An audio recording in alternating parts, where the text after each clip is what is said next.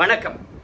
என்ன செய்தியை பார்க்க போறோம்னு கேட்டீங்கன்னா, பாக்யராஜ் அவர்களை தாக்கிய விஷம், மரணத்தின் பின்னணி மர்மத்தை பற்றி தான் இந்த வீடியோ நம்ம விரிவா பார்க்க போறோங்க. பாக்யராஜ் அவர்கள் கலைத்துறைக்கு சிறந்த பங்களிப்பை செலுத்தியிருக்கின்றார். அதனால நம்ம சேனல் சார்பாக, என் சார்பாக, உங்க சார்பாக அவருக்கு ஒரு இரங்கலை தெரிவித்து விடுவோம். அவங்க குடும்பத்தினர் இல்லை, அதனால அவங்களுக்கு ஆறுதல் சொல்ல முடியாது. இவருடைய ஆத்மா இறைவனிடத்துல சாந்தி அடையட்டும் அப்படின்னு சொல்லிட்டு நம்ம பாக்யராஜ் அவருடைய உடலை பார்த்து மரியாதை செலுத்தி விட்டு வர்றவங்க அத்தனை பேரும் ஐயோ இறந்து விட்டாரே அப்படின்னு பரிதாபப்படுகின்றார்கள், பாவப்படுகின்றார்கள்.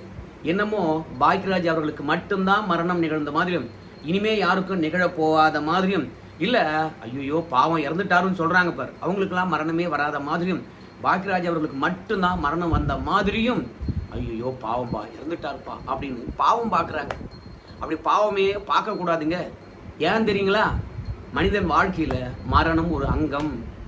இப்படி ஒரு மரணம் நிகழ்ந்து விட்டால் நாம் எல்லாம் ஆற்றனா துயரப்படுவோம், வருத்தப்படுவோம். அதுதான் இயல்பு. ஒருத்தர் இறந்துட்டாருன்னா நம்ம வருத்தப்படலாம், ஆனால் பாவப்படக்கூடாது. ஒருத்தர் சொத்தை இழந்துட்டாருன்னா பாவப்படலாம், ஏன்னா அவருக்கு மட்டுமே சொத்து இழப்பு ஏற்பட்டிருக்கலாம், பல பேருக்கு இழப்பு ஏற்படாது. அதனால அவருக்கு மட்டுமே இப்படி நடந்து போச்சே அப்படின்னு பாவப்படலாம். அதனால பாவப்படுவதற்கும் இரண்டாவது வருத்தப்படுவதற்கும் நிறைய வித்தியாசம் இருக்குதுங்க. மனிதனுடைய வாழ்க்கையில மரணம் ஒரு அங்கமா இருந்தாலும் கூட அது அகால மரணமாக இருக்கக்கூடாது, இயற்கையான மரணங்களா இருக்கணும். ஆனா நம்முடைய பாக்யராஜ் அவருடைய மரணத்தை பொறுத்த வரைக்கும் அது இயற்கையான மரணம் கிடையாது, அகால மரணம் தான் நிகழ்ந்திருக்கிறது. ஸோ அவர் யாரு, எதனால் இறந்தாரு அப்படின்ற விஷயத்த விரிவாக இந்த வீடியோவில் பார்க்க போகிறேங்க. ஆனால் அதற்கு முன்பாக இதுவரைக்கும் நம்ம சேனலை நீங்கள் சப்ஸ்கிரைப் பண்ணலைன்னா மறக்காமல் சப்ஸ்கிரைப் பண்ணிக்கிட்டு கொஞ்சம் சப்போர்ட் பண்ணுங்கள். பாக்யராஜ் அவர்கள் இறந்த பிறகு நிறைய டாக்டர்கள் சமூக வலைத்தளத்தில் வீடியோ வெளியிட்டிருக்கின்றார்கள். பாக்யராஜ் ஏன் இறந்துட்டாரு, அவரை தாக்கிய விஷம் என்ன அப்படின்னு தெளிவாக சொல்லியிருக்கிறாங்க.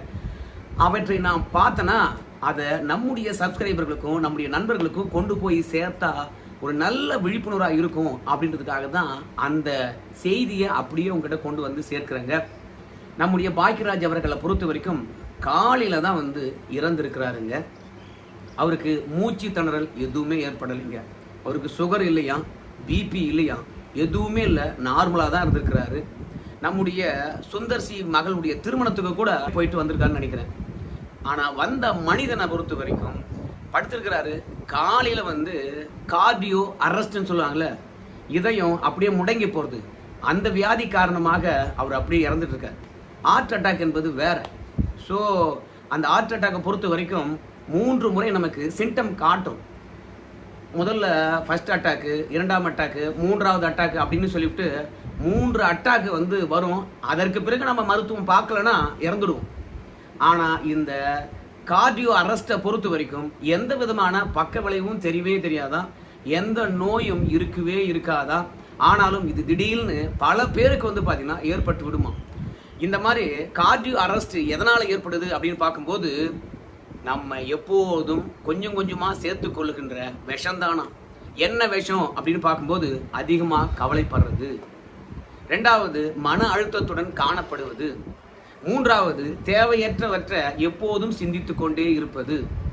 தேவையற்றவற்றை சிந்தித்து கொண்டே இருக்கிறது தப்பு இல்லைங்களாம், ஆனால் சிந்தித்த பிறகு அதுக்கு ஒரு தீர்வை கண்டுவிட வேண்டும்.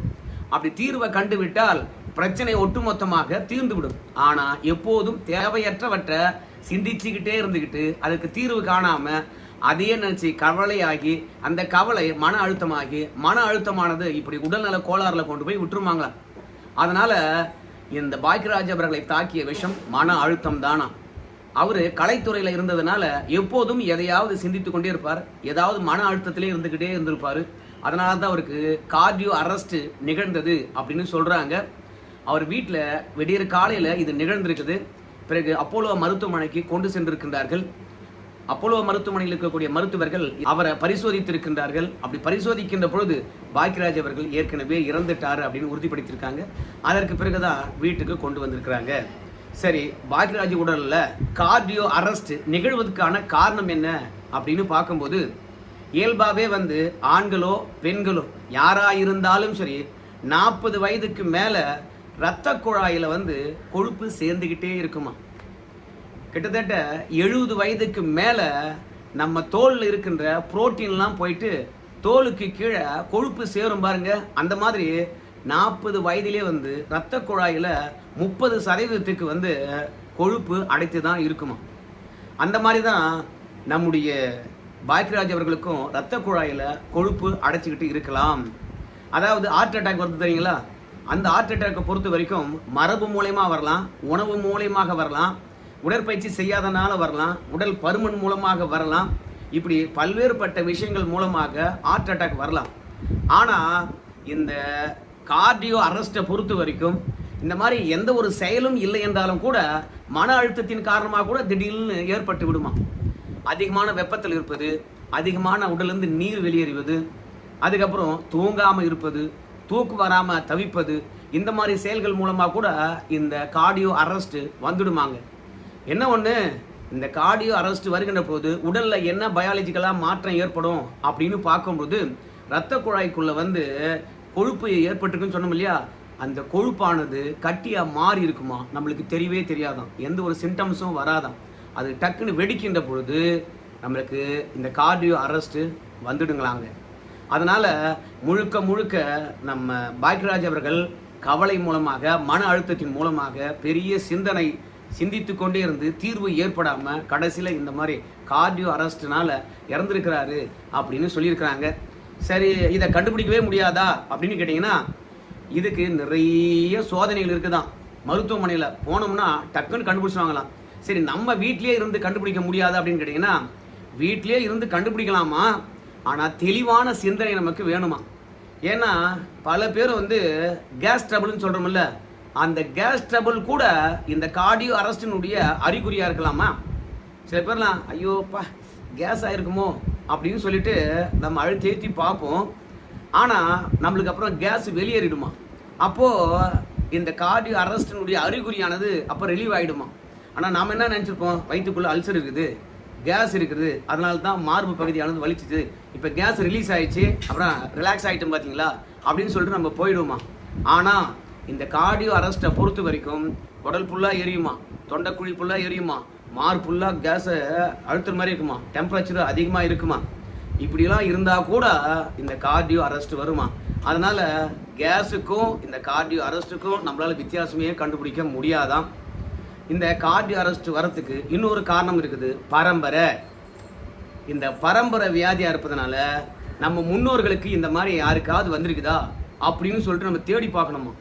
அப்படி தேடி பார்த்தா மட்டும்தான் ஆஹா அவங்களுக்கு வந்திருக்குது, நம்மளுக்கு வரும் அப்படின்னு சொல்லிட்டு 40 வயசுக்கு முன்னாடியோ 40 வயசுக்கு பின்னாடியோ 6 மாதத்துக்கு ஒரு முறை செக் பண்ணிக்கிட்டே இருக்கணுமாங்க. அதனால் மருத்துவமனையில் போய் பரிசோதித்து கொள்ளணும் அப்படின்னு சொல்கிறாங்க. சரி, இந்த வியாதி வராமல் இருக்கணும்னா என்ன பண்ணணும் அப்படின்னு பார்க்கும்போது முக்கியமாக அதிகமாக தண்ணி குடிக்கணுமா, அதே மாதிரி சீரான உணவு உண்ணணுமா. ஆமாம், சரியாக சாப்பாடு சாப்பிடலன்னா இந்த வியாதி கண்டிப்பாக வருமா. நல்ல ஹெல்த்தான உணவு சாப்பிட்றோமோ இல்லையோ, வயிறு முட்டை சாப்பிட்டா கூட இந்த பிரச்சனை வராதான். வயிறு முட்டை சாப்பிட்றோமே அப்படின்றதுக்காக வீட்டில் சும்மா உட்காரக்கூடாது, வேலை செய்யணும்.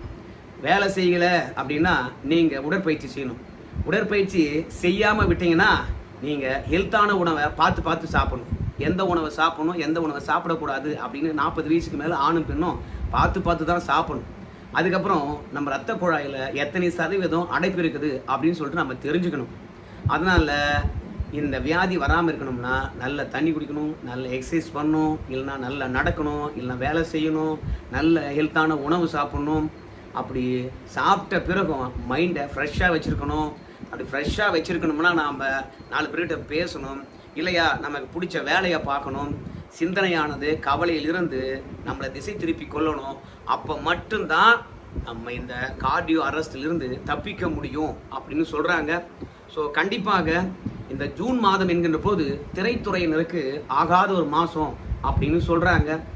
ஏன்னா கிட்டத்தட்ட 2012 2026 வரைக்கும் யாரெல்லாம் நடிகர்கள், டைரக்டர்கள், பாடகர்கள் என்று யாரெல்லாம் இறந்திருக்கின்றார்களோ அத்தனை பேருமே ஜூன் மாதம்தான் இறந்திருக்கின்றார்களாம். முக்கியமான ஒரு விஷயம், இந்த கார்டியோ அரெஸ்ட்டை பொறுத்த வரைக்கும் எந்த நாளில் நிகழும் அப்படின்னு கூட டாக்டர்கள் தெளிவாக சொல்கிறாங்க. உலக அளவில் இருக்கக்கூடிய டாக்டர்கள் எந்த நாள்னு கேட்டீங்கன்னா திங்கட்கிழமை காலையில தான் இந்த ஸ்ட்ரெஸ் அதிகமாக தான் அன்னைக்கு தான் இந்த கார்டியோ அரெஸ்ட் வந்து நிகழுதான். மாலை பொழுதோ இரவலியோ இல்லாம விடியற் காலை 4லிருந்து 5 மணிக்குள்ள இந்த கார்டியோ அரெஸ்ட் ஆனது நிறைய பேருக்கு நிகழ்ந்திருக்குதான்.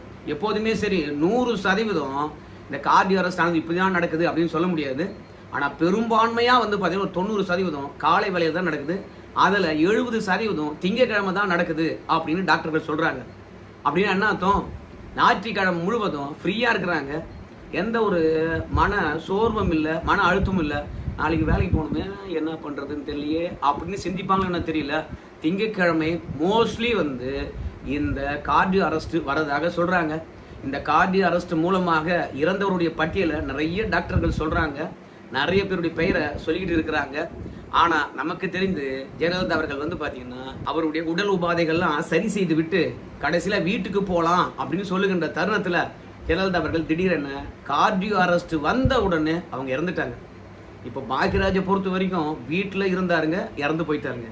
ஆனால் ஜெயலலிதா அவர்களை பொறுத்த வரைக்கும் அப்போலோ மருத்துவமனையிலே இருந்தாங்க, மருத்துவருடைய கண்காணிப்பிலே இருந்தாங்க, சசிகலா கூடவே இருந்தாங்க.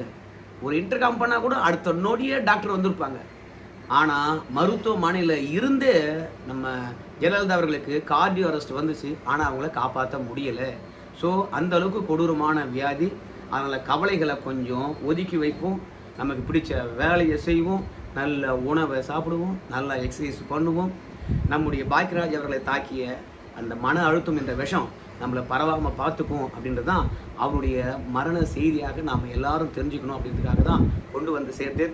பாக்யராஜை பொறுத்த வரைக்கும் எனக்கு கிட்டத்தட்ட ஒரு 89லேருந்தே தெரியும், நிறைய படங்கள் பார்த்துருக்குறேன். அதனால் பாக்யராஜ் மாதிரி ஒரு திரைக்கதை அமைக்கிறவங்க யாருமே இல்லை அப்படின்னு சொல்லலாம். உதாரணத்துக்கு ஒன்று சொல்கிறேன் பாருங்க, அந்த 7 நாட்கள் என்ற ஒரு படத்தை எடுத்தார். அந்த படத்தை கிட்டத்தட்ட 2 முறை ரீமேக் பண்ணிட்டார். அம்மா வந்தாச்சு அப்படின்ற ஒரு படம் நினைக்கிறேன். அப்புறம் மற்றொரு படத்தை இந்த அந்த 7 நாட்களில் என்ன கருவோ அந்த கரு வச்சுன்னு இன்னொரு படமும் எடுத்துட்டார். ஸோ அந்த அளவுக்கு அவர் வாழ்கின்ற காலத்திலே வந்து அவர் எடுத்த படத்தை 2 முறை ரீமேக் பண்ணியிருக்கிறார். ஸோ அந்த அளவுக்கு ஏற்கனவே ரிலீஸ் ஆன படம் தானே இது அப்படின்னு சொல்லாத அளவுக்கு திரைக்கதையை கொண்டு போய் சாமர்த்தியமாக மக்களை பார்க்க வைக்கக்கூடிய ஒரே ஆள் தான் நம்ம பாக்யராஜ். ஸோ நல்ல ஆன்மீகவாதி, நல்ல டைரக்டர், பல்துறை வித்தகர் என்று சொல்லலாம். அவர் நம்மை விட்டு பிரிந்திருக்கின்றார்.